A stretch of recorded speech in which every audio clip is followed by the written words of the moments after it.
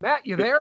I'm there. How are you guys? Oh, it is great to talk to you, Matt. How's everything going? I assume you, like us, are somewhere shut in and just trying to find something to do. So here we are, right? So here we are. I appreciate you guys reaching out. Yeah, it's a little crazy. LA is where are you guys located? We're in Missouri, so we're just now starting to get into some 60s and 70s weather. You've had it for this whole time, so Good for you. I'm glad you're not in the lower. we usually are. We're slow to catch up, but this is just such a pleasure. And I'll tell you, it's funny because, you've done so much in your career, from NCIS to Boston Legal, and so many tremendous appearances on so many great shows. And here, there are two guys in Missouri wanting to talk to you about a show you did one time. You played a Russian character on one show. You had just a few lines on, and 30 years later, we're still talking about it. That's pretty cool, or very It's pretty strange. One of the funny. two. Definitely strange. The thing that's amazing about that show is that it doesn't matter where you go. I mean, sometimes that's probably one of the things most people are excited to hear that you've done. That's Well, very yeah, and you were in Saved by the Bell, the new class as Travis. You're going to be in this reboot, Saved by the Bell 2020, as a delivery man. Just kind of talk about your relationship with Peter Engel and what this show means to you throughout the years. Well, Peter Engel was a real nice guy. So really, the whole thing started because I was a student at Cal State Northridge in, I think it was 1990. I was doing a play at school, Dangerous Liaisons, and I actually took initiative and I mailed out to all the local casting directors, inviting them to come see me in this play. Nobody came except for one casting director, and that was Robin Lippen's office for Saved by the Bell sent her associate to come see me in this play. And at intermission, I got summoned to meet them backstage, the casting people. And she just said, "You're amazing in this. I want you to come in for a show we're doing called Saved by the Bell." And I hadn't even heard of it at that time. It was like I said, it was 1990. Yeah. And I think I had one credit to my name at that point. I was new to SAG, and I was just thrilled. And I came in, and that's how the whole thing started. Was actually with the casting office, and then Peter Engel was a really, really nice guy. Don Barnhart, I think, was the director of this episode. And, here I am doing this play where it's, based in realism, the Dangerous Liaisons, etc. And I come in thinking this is like a serious acting job. And the very first day, so I'm playing this Russian with very seriousness, playing it for realism. And you literally hear Don Barnhart scream from his chair, cut, Matt, come here. And I said, "Yeah, what's wrong?" And he goes, "This is not your plays. This is not anything else you're doing. You are a live cartoon. That's what this show is." That's literally the words he said to me. "You are a live cartoon. So please be a cartoon." And that was the direction he gave me. And that was kind of how the whole thing went down. And I remember really fondly. I mean, it's so funny because I knew none of these people. Mark Paul Gosselaar, Mario Lopez. I was kind of the older kid. They were probably 3 or 4 years younger than me. Mm-hmm. And I'm trying to remember some of the stuff, but I shouldn't say this, but I was a bad kid. I was smoking cigarettes back then. In college, I know. And I would never do it now. I can't even believe I was a smoker. But I was 19 and I was smoking cigarettes. And, these kids, Mark and Mario, were not allowed to do anything under their contracts. Oh, so wow. I was standing outside at breaks taking a cigarette, and they would come up behind and literally say, "Can I have a hit? Quick, sneak one, And I go, "Yeah, here you go." wow. What else happened on that episode? Peter Engel was a very nice guy. Tori Spelling was on that episode, and I think it was like one of the first ones that she'd done on Saved by the Bell, and he was ribbing her all the time about her father. "Hey, Tori, tell Aaron this. Hey, Tori, I bet Aaron wouldn't do that. Hey, Tori, That's great.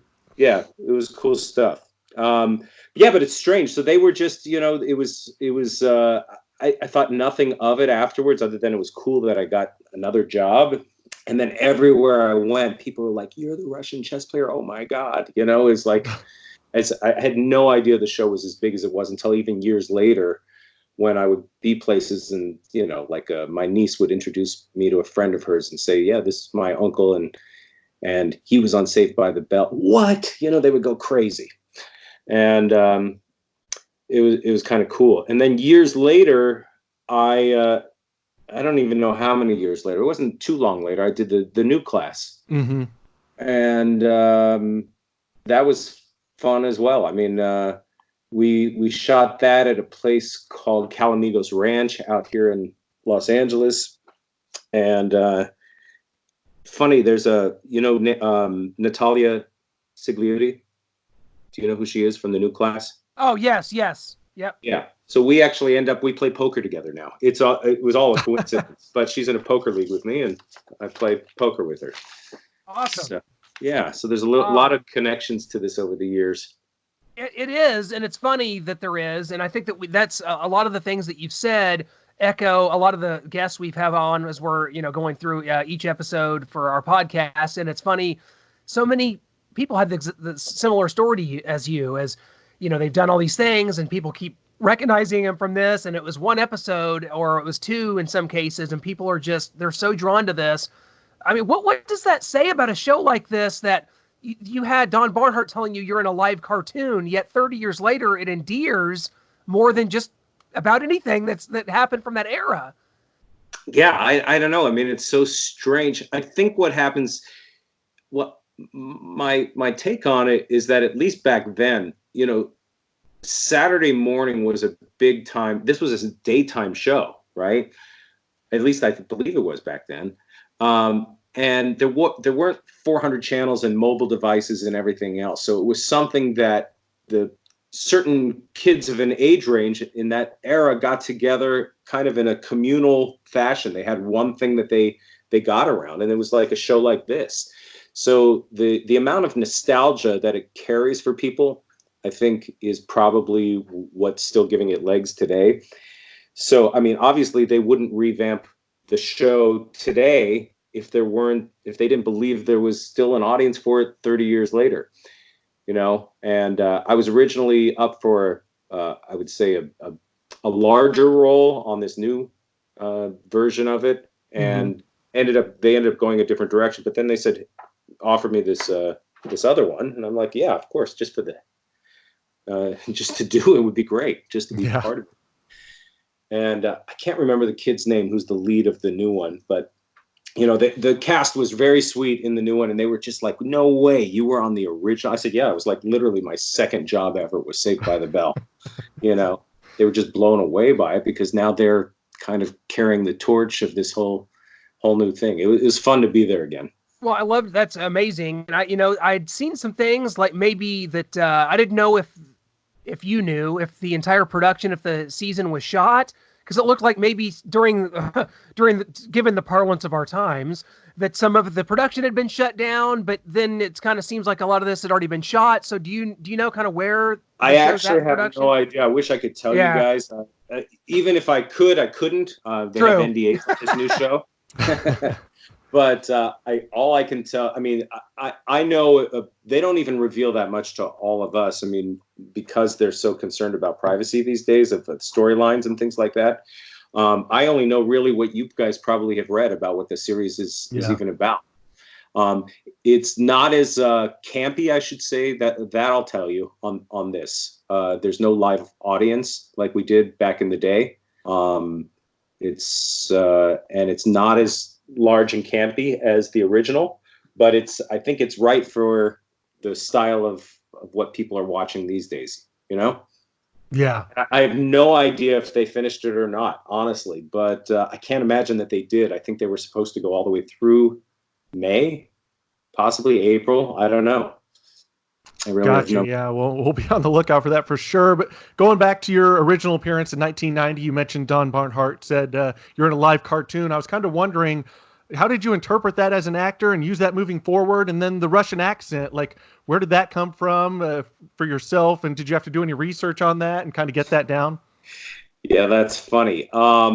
So yeah, I was 19. I knew very little. I was taking dialect classes as a theater major. I really knew very little about doing a Russian accent. I remember going to Samuel French bookstore and buying with a cassette tape. That's how long ago it was. And, listening to it over and over and going into this with, my best version of that at the time. And to be honest with you, I was a little I remember feeling humiliated at the time. Like, I do not want to be big. I don't want to be a cartoon. When Don Barnhart shouted that out, it was like, yeah, I remember 2 or 3 times he would say, no, bigger, no, bigger, yeah.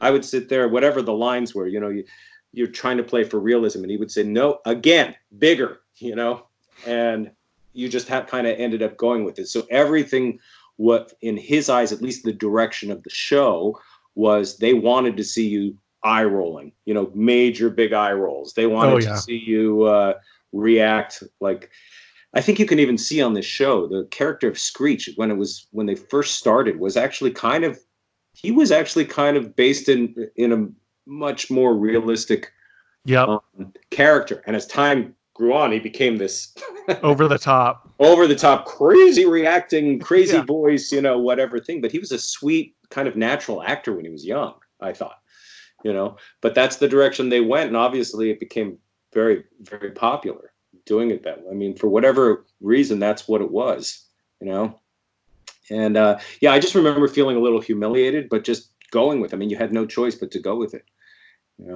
Absolutely. We also thought it was funny that in the episode you're supposed to be, you're Peter Brezhnev, you're Russian, your family invented chess, and then we actually play chess against Screech, and he wins in like 10 seconds. That's you were not a formidable opponent after all. Not really, right? I mean, hey, welcome to realism, right? Right. Matt, you've, obviously we talked about so many things that you've done. You've got the golden age in post-production, and you've been a part of so many things, from This Is Us, which is huge, from NCIS, and where I'm such a huge Mark Harmon fan. Summer School is one of my favorite movies. He's a great guy too, by the way. Great guy. I know, I've always heard. So talk to us a little bit about the golden age, which you have in post-production, and then just some of these great memories you have of being on some of the shows, and maybe some things that really stand out to you with working from guys like Mark Harmon. Well, Mark Harmon. So, a lot of times you do a show, I don't necessarily blame them, but being a guest on a show is actually one of the most uncomfortable things, because a lot of times it can be, because you walk in and you're the odd man out. They're kind of a family. Mm-hmm. Cast and crew is a family. They're very close. They've been together for many times for years. And you're just the guy who's coming in for a day, few days, a week, whatever it may be. And some people just aren't, I don't know what the word is. Receptive, welcoming, inclusive. They just want you to get your job done and get out. I mean, there's a camaraderie that you're not part of. You're definitely an outsider in most scenarios. The day I arrived on the NCIS set, I was at the studio in Santa Clarita, and I'm walking down the street to check in with the AD. And I'm signing in the first day, and I look down the street, probably 100 yards in the distance to the left. Coming towards me is Mark Harmon, coming towards my direction. And I look up and I see him, and he makes a beeline straight to me, walks right up to me and says, "Hi, I'm Mark Harmon. Welcome to NCIS. If you need anything, let me know." And I was like, whoa, that's awesome. I mean, just the fact that he even took the time and said something, whatever. And then I see he was going to go into this Airstream trailer right there. And I said, "Is that your trailer?" And he goes, "Oh yeah, that's my trailer." He goes, I totally decked it out. Do you want to see it? And I was like, yeah, I want to see that. And he invited me in his trailer, and he showed me all the custom woodwork that he had put in and how he revamped this whole thing. And we just had a nice conversation. I mean, he was just a decent human being. And then throughout the week, every time it was lunchtime or something, hey, Matt, come sit with us. Hey, Matt, and what you realize is that people like him are so gracious and humble and wonderful that they kind of set the precedent for the entire set. Everybody kind of took his lead and was very warm and gracious and inclusive. And I'll never forget that. I mean, if I'm lucky enough to be as successful as Mark Harmon someday on a long running series like that, I will take that to heart, because I really believe that it makes a difference in how the performances are then, because you're not as uncomfortable on a thing. You feel like you're part of something. You're relaxed like everybody else, Yeah. So that to me was one of the best experiences I had, simply because of that. What else? God, I'd have to look at what I've done. Yeah, there's a lot of it. So. We got it all right here if you need it. We'll go through one by one. Throw something out. Tell me. What have I done? What about Beverly Hills 90210? You're on that? Oh, yeah. God. Yeah, I think I only have one day on that. It was great, actually. Jason, I think I had a scene with Jason Priestley, and he was welcoming too. He was very nice. I was still young then. I think I stumbled over my lines, and he would just laugh and go, "That's easy for you to say," and he was a very nice guy. Let me see. Maybe I should pull up my IMDb page. What the hell? Absolutely, go for it. Where am I on here? Let's see. Oh yeah, I did that show. Did the Fosters a year or two ago. They were incredibly sweet, the leads of that show. And I got to do goat yoga, which I'd never done before. That was part of the episode. So I had these goats jumping on my back. It was kind of fun. Well, This Is Us with Milo Ventimiglia. I love great in Rocky Balboa. Oh, This Is Us. On This Is Us. This Is Us. I had very little to do on it, to be honest with you, but it was a nice. There's a flashback scene with his mother receiving mail from him from Vietnam. Yeah, and I was a postman who comes and sees that she's been abused. And so I was actually happy to have this little nice quick moment with the mother, and just happy to be on a show like that, to be honest. Listen, the thing about being an actor is just, we're just happy to get work, to be honest with you, Of course. And you never know what leads to the next job. So I've done some jobs that I thought were going to be a day, and they turned out to be recurring, Yeah. I've done other jobs where somebody remembers you years later, and so they hire you again for something larger, or and that's the whole thing. All we want to do is work, and in these days you really have to. I mean, things like health insurance become really important, and if you don't work enough, you don't qualify for your health insurance. So it's almost like, hey, I'm more than happy to work in anything. Oh, absolutely. And I mean, just perusing your IMDb page here real quick. I mean, you were born in 1971, and it says here you were in Young and the Restless in 1973. So yeah, what are your memories of that? That's got to be a mistake. I mean, Young and the Restless was one of my first jobs, but it was probably around the time I did Saved by the Bell, to be honest with you. I did a couple episodes of Young and the Restless, so probably around 1990. Yeah, I was going to say, what was the audition process like at 2 years old? So. Yeah. Oh, that's an interesting. Young and the Restless. See, I was so young that I actually didn't know how soap operas work. They do a lot of script in one day. I mean, that these guys actually have to be kings at memorization, because they're filming so much and getting these scripts at the last second. And I got to the set, and I was so naive. I didn't even realize that I had more than what I auditioned for. I didn't even read far enough to know that. So I prepared what I had auditioned, and about 10 minutes before we were about to shoot, they said, "Okay, Matt, don't forget, we're doing scenes, whatever, 17, 18, and 19. I said, "What do you mean 18 and 19? They said, 18 and 19. And I had only prepared 17, and I had monologues to do. I was kind of an MC. Freaked out. So within about 10 minutes, I had to memorize 2 paragraphs and get in front of the camera. And I was literally shaking during that shoot because I had no idea that I was even supposed to prepare something. Oh man. Yeah, it was scary. What else did I do? I'm looking here. Touched by an Angel was one of my first jobs. That was fun. I got to fly to Salt Lake City to shoot that. And that was one of those rare things where I had, for some reason, the way the schedule fell, I was there for 11 days. I shot 1 or 2 days at the beginning and 1 or 2 days at the end. So I had like 7 days in the middle to go do whatever I wanted. What else here? You guys, I don't know, pick something out. Well, I mean, it's just such a... Well, okay, I do have one question.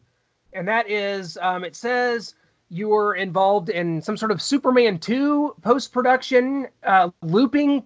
Oh, yeah. Reeves? Like Christopher Reeves? What does that mean? So,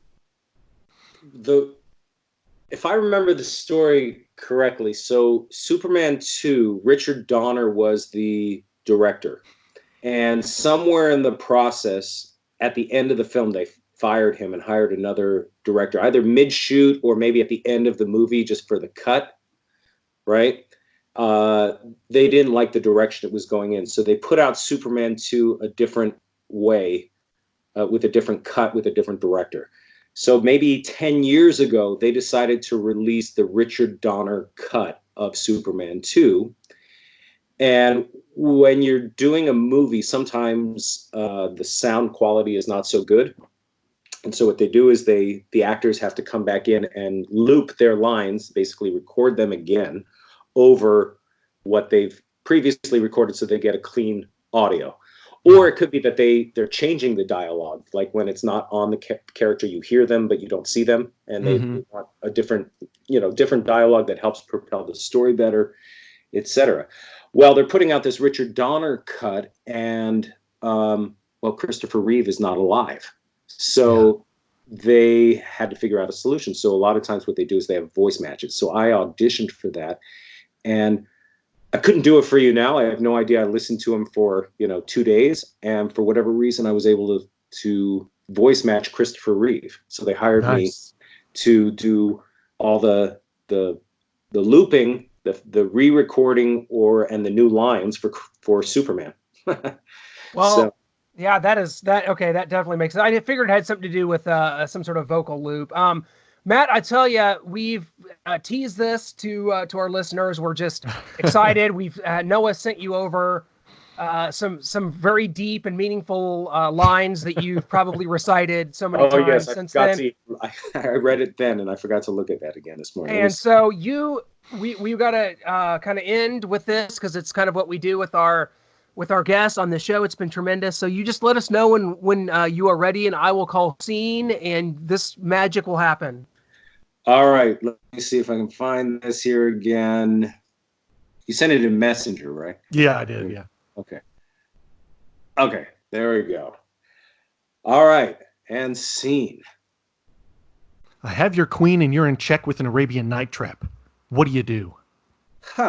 It's simple. I use the Spassky Bishop block. The Spassky Bishop block? How do you know about that? Spassky is my uncle, although Aunt Sophia has thicker mustache. And scene. And scene. I was honestly trying not to laugh there. Usually when someone hasn't done, some of these lines in so many years, like we've had some go off the rails, and that one was hilarious. Like that was spot on and great. So Matt, we can't thank you enough, man, for coming on and doing this with us, man. It's been such a pleasure. Thanks so much. I appreciate you guys asking. Keep doing what you do. I hope you guys are staying safe during all of this. And it's actually great that, what you do gets to keep going on because it's always been remote, right? Yeah. We've spent the last 8 years trying to create a sports and entertainment brand, and then sports and entertainment ended, but we're keeping it rolling nonetheless. We're gonna find a way. So thank you so much. I appreciate the interest, and thanks for reaching out to me. I enjoyed talking with you guys. Thanks Absolutely. a lot, Matt. It was an honor. We'll look for you in the reboot, and same to you, man. Stay safe. Okay, take care. Thanks.